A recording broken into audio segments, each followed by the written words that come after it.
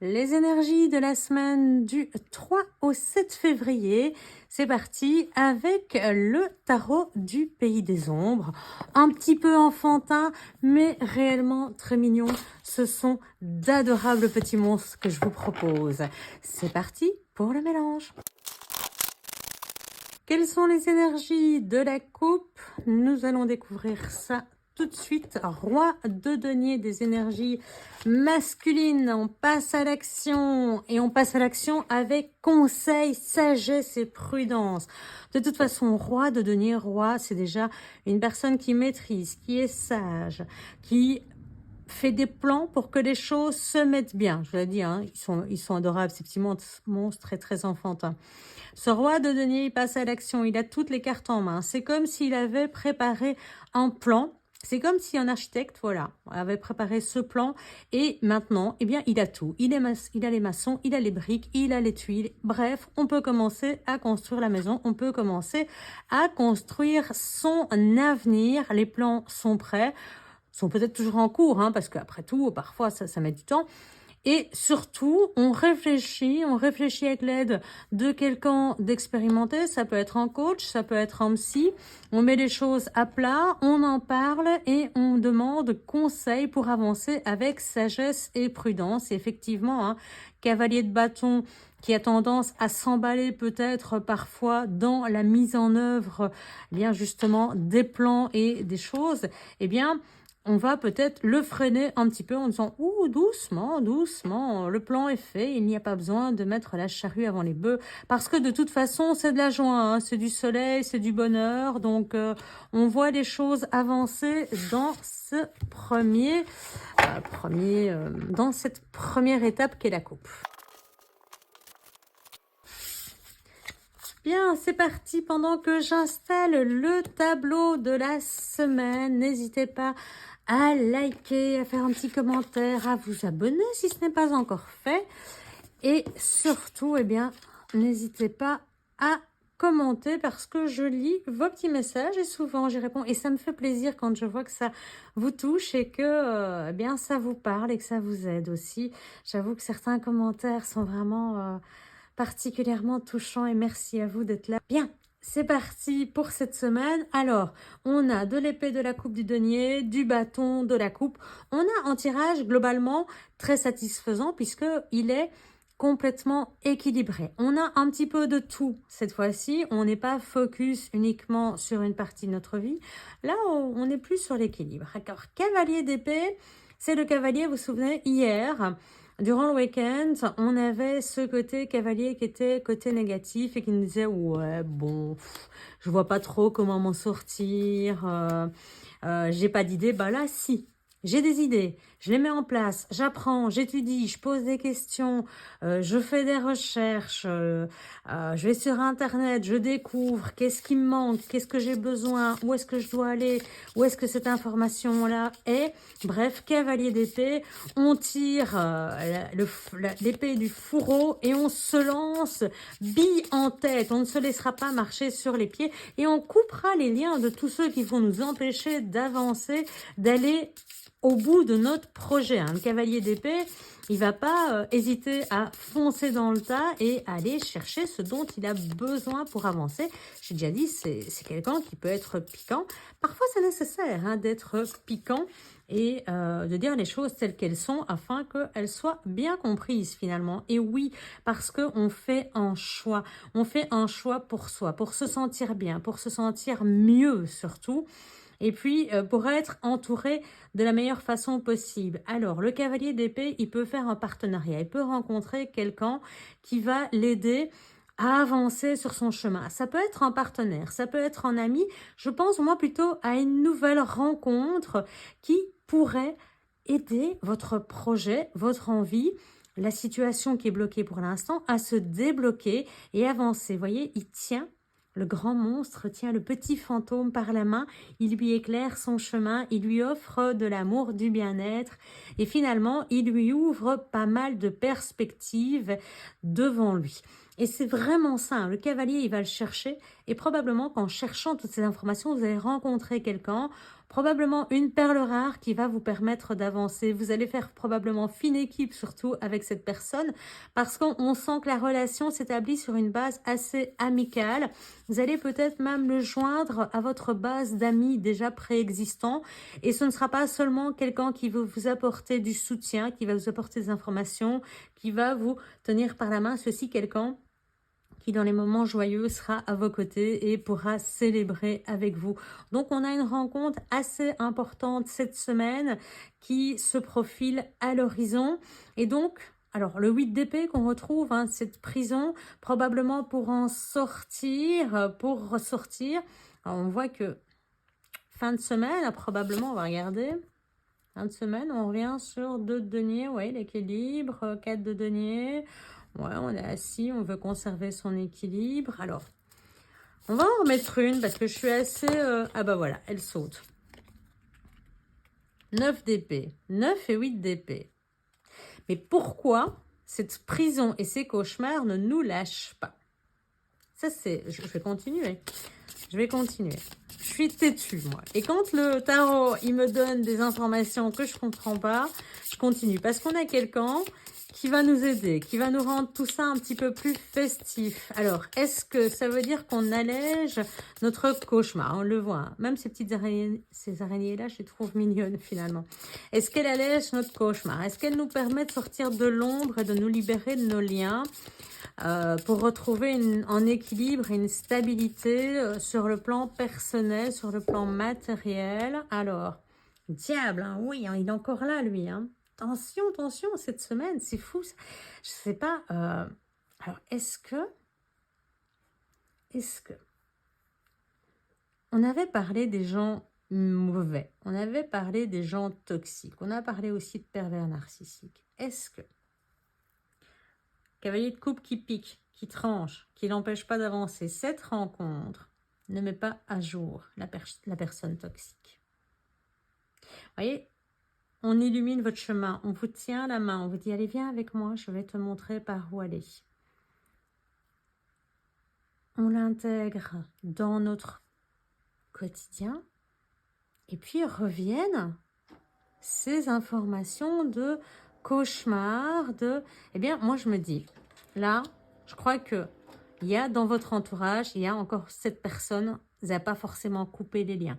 C'est peut-être elle qui va la mettre à jour, c'est peut-être elle qui va la percer, c'est peut-être elle qui va vous dire, oh là, attends, est-ce que tu te rends compte qu'elle te tire vers le bas, qu'elle fait en sorte que tu restes dans ces énergies négatives? Est-ce que tu vois cette personne?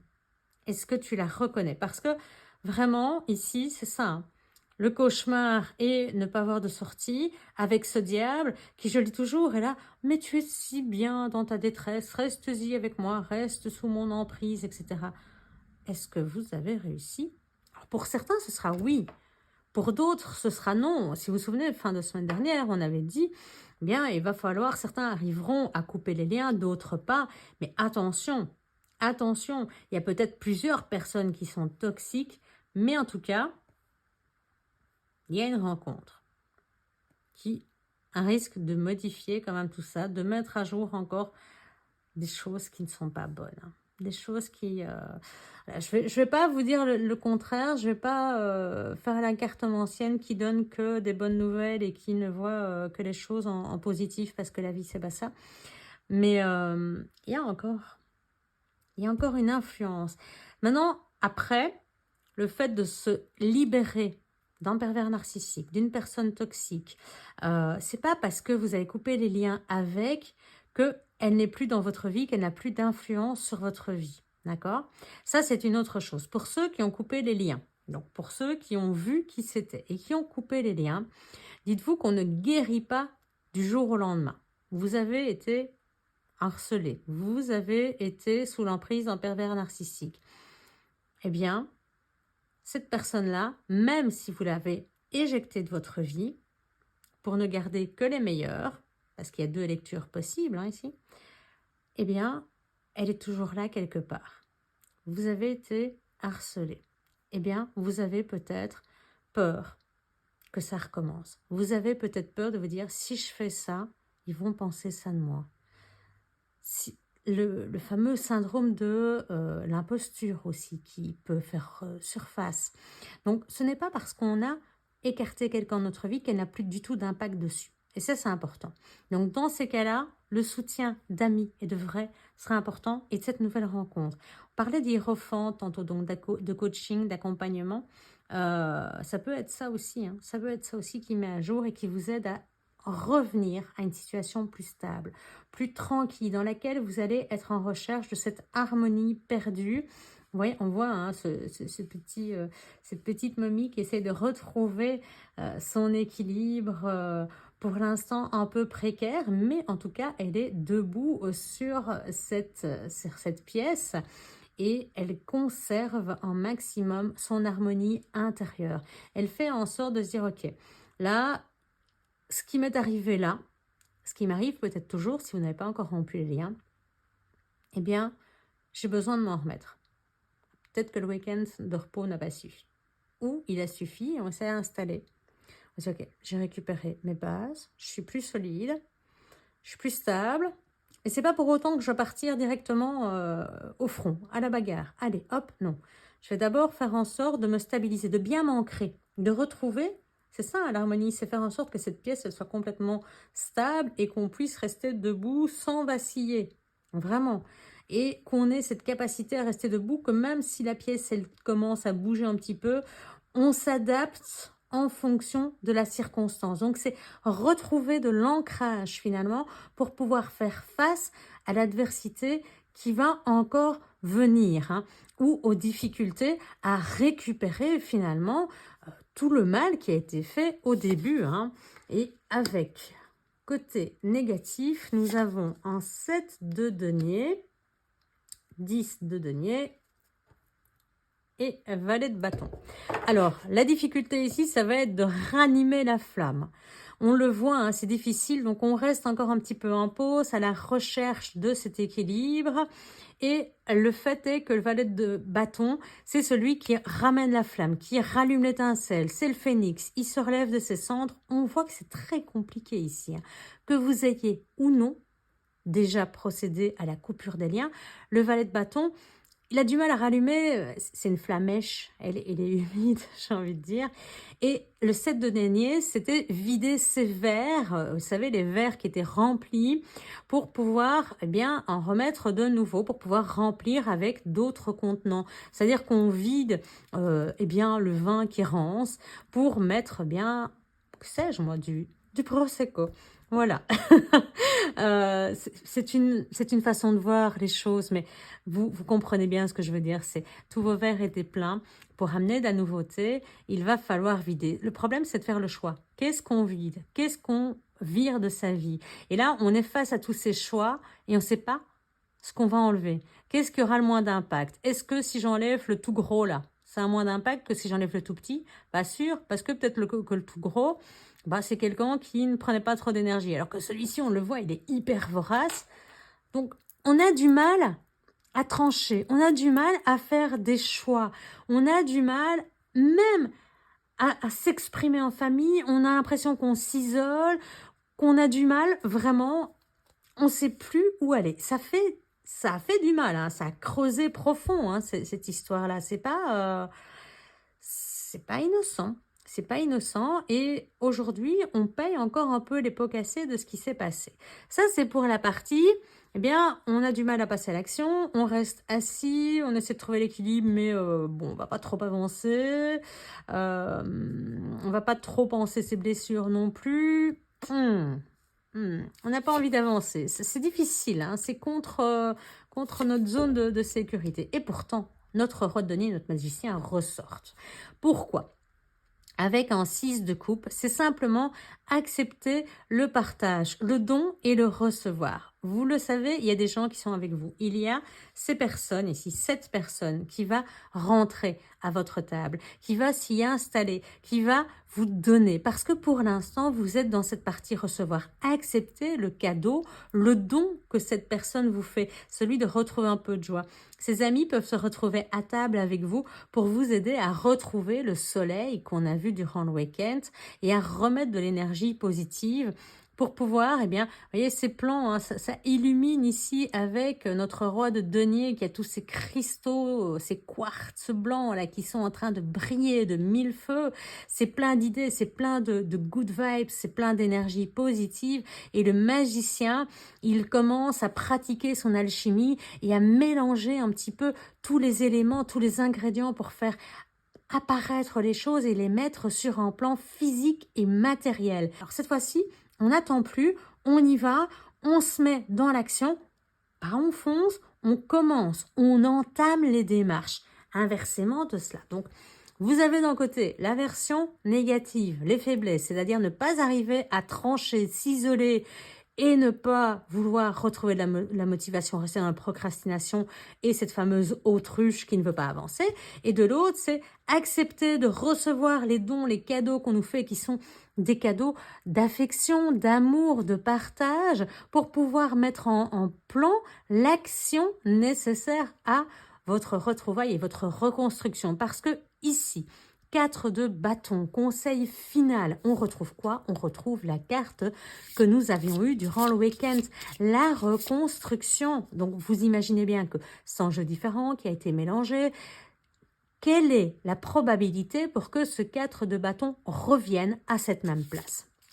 C'est donc une reconstruction sur tous les plans. On est en train de reconstruire un château. Là, on a déjà mis les 4 bâtons pour la stabilité. On a le foyer qui nous soutient. On a l'entourage, on a le lieu. Tout est propice à ce que les choses se passent bien, à ce que ce soit solide. Ce plan, c'est pour reconstruire à long terme. Et ça, on l'avait déjà dit la semaine dernière. Et c'est pour ça aussi que je vous avais dit très certainement que ce sera une continuité cette semaine de la semaine précédente. Et on le voit en tout cas pour le tirage des énergies générales de la semaine, qu'effectivement, on est sur une continuité. Et effectivement, roi de coupe, apprendre à gérer ses émotions pour avancer, quelle que soit finalement la nature de ce qui nous touche émotionnellement, pour cesser d'être ballotté par ces eaux comme ça et partir dans tous les sens, se laisser emporter par les vents, par les flots, être brinque-ballé à droite et à gauche par nos émotions et ne plus savoir où aller, c'est apprendre à les gérer. D'où l'intérêt du hiérophant, d'où l'intérêt du coaching, du psy, peu importe. Hein. Le discernement, c'est le jugement qu'on a retrouvé à la coupe de tirage de week-end. Donc, clairement, on revient sur les mêmes finitions. Donc, c'est se relever, passer à l'action, mettre les choses en mouvement pour enfin avancer. Et l'important de ça, ça va être de gérer vos émotions, quel que soit, eh bien, je veux dire, le temps, qu'il fasse soleil, qu'il fasse tempête, il va falloir apprendre à gérer vos émotions, à faire preuve de discernement et de moins d'impulsivité. C'est-à-dire que ce qui vous a fait défaut dans le passé, ça peut être cette impulsivité, ça peut être ces réactions inappropriées, ça peut être une incompréhension ou une action trop rapide. Eh bien, ici, on va prendre le temps de discerner les choses, de faire la part des choses pour pouvoir, eh bien, ne pas réagir sous bien le coup d'une émotion, parce que sinon, on ne fera pas quelque chose de fort. Donc, vraiment, discernement, appel à gérer ses émotions pour une construction ultra, méga, solide de vos nouvelles fondations. Hein. Les nouvelles fondations post-tour. Hein. Alors, le chercheur ici. Ah bah deux arcanes majeures quand même pour terminer cette semaine. Donc, pas n'importe laquelle. L'étoile, le chercheur c'est le mât. C'est la nouvelle aventure qui revient en permanence. Hein. Il n'arrête pas de revenir. Donc, on vous le dit, allez-y, cette fois-ci, allez-y. Le mât, il se lance à l'aventure. Il est déchargé. Alors, j'adore la manière dont c'est fait. Il est déchargé, d'habitude on voit plutôt, l'accent est mis sur le petit baluchon, mais il est déchargé de tout ce qui l'encombrait. Il part vraiment avec un tout petit peu. Ce qui vous importunait, ce qui vous encombrait, probablement que c'est vos pensées, j'ai envie de dire ici. La carte est très parlante quand on voit ça comme ça. Donc quelque part, toutes ces pensées, ces ruminations, on leur a tranché la tête. Je vais le refaire comme la semaine dernière, qu'on lui coupe la tête. Eh bien, cette fois-ci, c'est fait. On peut repartir à l'aventure avec de nouvelles pensées, de nouvelles visions, de nouvelles façons de voir. Et ce petit chat qui va nous porter bonheur, tout comme cette étoile hein, qui nous dit d'avancer, suis ta bonne étoile. Tu reviens en gagnant avec ce 6 de bâton derrière. Tu vas être victorieux sur les épreuves de la vie. 7 de bâton, tu vas pouvoir repousser toutes les attaques. C'est l'occasion ou jamais. Bien entendu, vous le savez, vous le connaissez. Tadam, le Mémo Tarot avec le chercheur. Donc, on va aller chercher le mât. Cette nouvelle aventure. Le mât et l'étoile. Que nous annonce-t-on ? On nous parle au niveau amour d'une vie relationnelle marquée de tendresse, de douceur, de sérénité et d'affection profonde. Professionnel ressenti de plus en plus de confiance en soi dans l'évolution professionnelle avec une avancée sereine. Maintien dans bon équilibre de la situation financière. Et puis on maintient la confiance en soi. L'étoile réalise les souhaits. Rien que ça.